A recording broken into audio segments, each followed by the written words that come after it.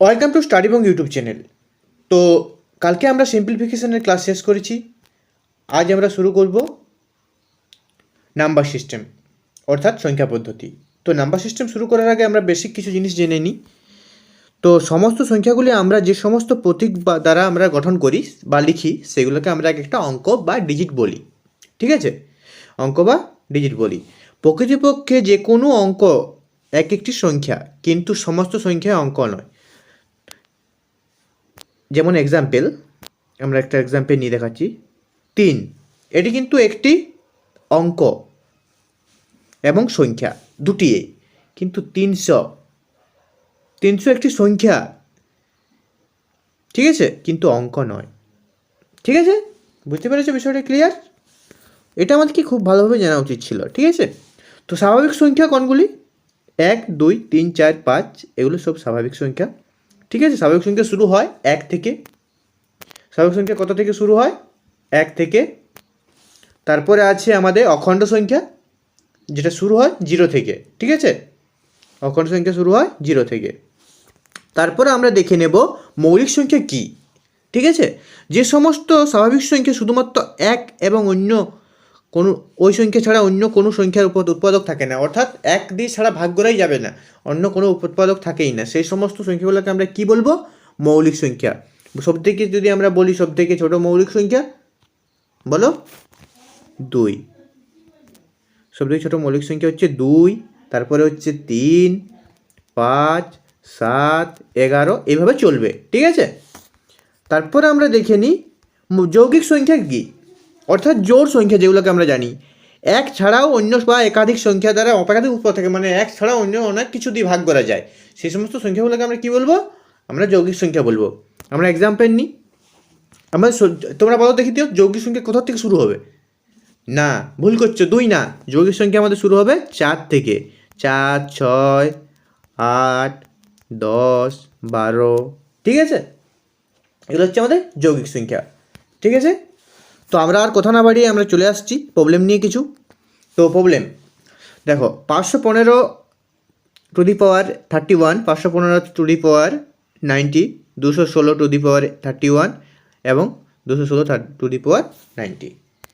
এই রকম যদি প্রবলেম থাকে, একক স্থানীয় অঙ্ক বের করতে বলেছে, তো যদি কোনো সংখ্যার শেষে 5 বা 6, ঠিক আছে, আর কি বলতো 5, 6 এবং 1, এই 3টা জিনিস থাকে, তাহলে কিন্তু ইউনিট ডিজিট কোনো চেঞ্জ হয় না, একক স্থানীয় মান যেটা থাকে সেটাই থাকে, সেম হয়। ঠিক আছে, তো অর্থাৎ আমাদের এখানে 5 আছে, মানে আমাদেরকে কিছু করতে হবে না। 5-এর পাওয়ার 31 মানে 5 প্লাস তারপরে কি আছে আরও 5 প্লাস 6 প্লাস 6, অর্থাৎ কত হলো? 6, 6, 12 আর 10-এ 22। 22 মানে কি আমাদের ইউনিট ডিজিট কত পাবো? 2। তবে সঠিক উত্তর কী হয়ে যাবে? 2। পরবর্তী প্রশ্নে চলে আসি। যদি কোনো তোমাদের ডাউট থাকে তোমরা কমেন্টে অবশ্যই জানাবে, আমি পরে ক্লিয়ার করে দেবো সেটা। ঠিক আছে, কি বলেছে দেখো, দুটি সংখ্যার যোগফল 46 এবং বিয়োগফল 20 হলে সংখ্যা দুটি কী কী? একদম সহজ কোয়েশ্চেন। দেখো, যদি বলতো বড় সংখ্যা, সেটা আগে কী করে করতাম আমরা সেটা দেখে নিই। হ্যাঁ, এটা দুটো সংখ্যাই চেয়েছে বড়। আবার তোমাদের কীরকম প্রশ্ন আসে, বড় সংখ্যা ছোট সংখ্যা এগুলো জিজ্ঞাসা করে। ঠিক আছে, তোমাদের দুটি সংখ্যা যদি জিজ্ঞাসা করে, তাহলে প্রথমে আমরা 46 যোগফল প্লাস বিয়োগফল বাই 2 সমান কত হচ্ছে আমাদের? এটা যোগ করলে 66/2 সমান 33। তো একটা আমাদের 33 বেরোলো। ঠিক আছে, 33 আমাদের 33 একটা বেরোলো। দেখো তারপরটা আমরা কীভাবে বের করবো? ছোটোটা, বড়োটা আমাদের 33 বেরিয়ে গেছে, ছোটোটা বের করবো 46 - 20/2 সমান 26/2। কাটাকাটি করলে দেখো 30। তো আমাদের সঠিক অ্যান্সার হচ্ছে অপশান বি। যদি ছোটো সংখ্যা বলতো 30, আর ছোটো বললে কি হয়? বিয়োগ, আর বড় বললে যোগ। ঠিক আছে, আমরা পরবর্তী প্রশ্নে চলে আসি। বলি যে দুটি সংখ্যার সমষ্টি 12 এবং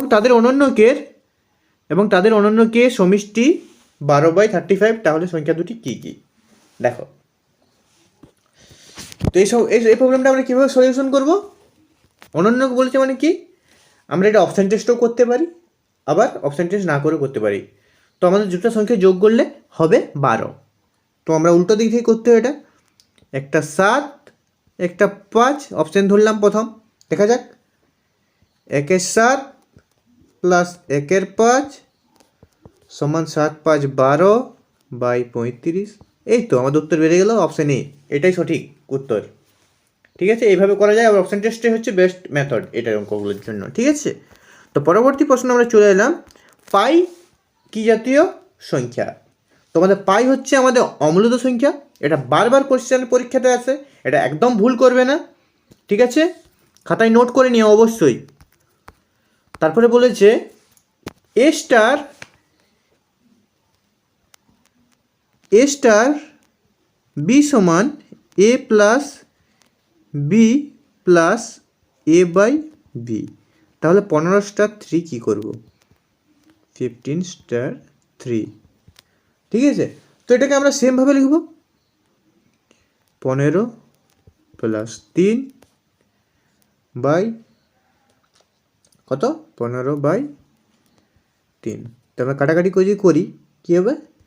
3 5 15, 15 16 17, 17 18 19 20 21 22, দেখো 22। তো এটা একটা নান অপশান হতো। ঠিক আছে, এখানে নান অপশান দেওয়া নেই, তো তোমাদের সঠিক উত্তর হচ্ছে একদম নিঃসন্দেহে 22। পরবর্তী প্রশ্ন আমরা দেখে নিই।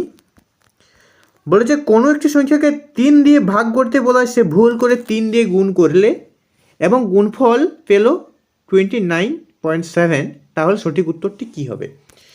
আমরা ভুল যেটা করেছি সেটাকে আগে ঠিক করব, তারপর আমরা দেখছি কী হয়। তো 29.7কে 3 দিয়ে ভাগ করতে বলেছিল, 29.7কে 3 দিয়ে আমি ভাগ করলাম। 3 দিয়ে ভাগ করলে আমাদের কত আসছে?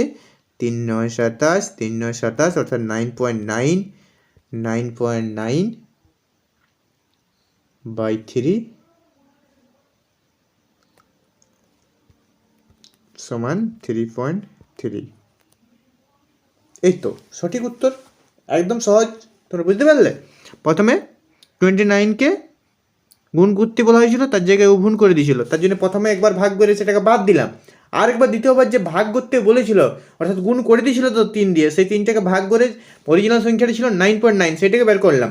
আবার 9.9কে 3 দিয়ে ভাগ করে দিলাম, কারণ হচ্ছে ভাগ করতে বলেছিল আর ওটাকে আগে ভাগ করে ফেলেছিল, ভুল করে গুণ করে ফেলেছিল, সেটাকে ভাগ করে নিয়ে এলাম। তো সঠিক উত্তর আমাদের হয়ে যাচ্ছে 3.3। পরবর্তী প্রশ্ন, x সমান 3 y সমান 8 হলে x মাইনাস 8 কত? ঠিক আছে, তো আমরা x 3 y 8 সমান -3, আর এটা কি বলো তো, এটা পরম মানে চেঞ্জ, যে পরম মান চেঞ্জলে বলতে সবকে চিহ্নগুলো চেঞ্জ হয়ে যায়। ঠিক আছে, এখানে -8, তাহলে আমাদের মাইনাসটা এখানে আমাদের প্লাস হয়ে যাবে, ওখানে মাইনাস ছিল, প্লাসে মাইনাসে মাইনাস, অর্থাৎ আমাদের এখানে 5, যেটা আমাদেরকে লিখতে হবে পরমের মধ্যে দিয়ে, যেটা বেরোলে পরে আমাদের 5 বেরোবে, তো সঠিক উত্তর আমাদের 5। ঠিক আছে, থ্যাঙ্কস ফর ওয়াচিং। যদি আমাদের ভিডিওটা ভালো লেগেছে তো লাইক কমেন্ট শেয়ার সাবস্ক্রাইব করবে। তো পরবর্তী ভিডিও নিয়ে আমরা আসছি। এই আমাদের যে নাম্বার সিস্টেম, এই নাম্বার সিস্টেমের ক্লাস আমরা 3টা ক্লাসের মধ্যে আমরা পুরো চ্যাপ্টারটাকে ক্লিয়ার করবো, যত রকম টপিক হয় প্রিভিয়াস ইয়ার সমস্ত কিছু করবো। আর তোমাদের নিয়মিত প্র্যাকটিস সেট আসছে, সেগুলো গিয়ে ক্লাস করো, প্লেলিস্টে গিয়ে চ্যানেলটা অবশ্যই সাবস্ক্রাইব করবে। ঠিক আছে, থ্যাঙ্কস ফর ওয়াচিং।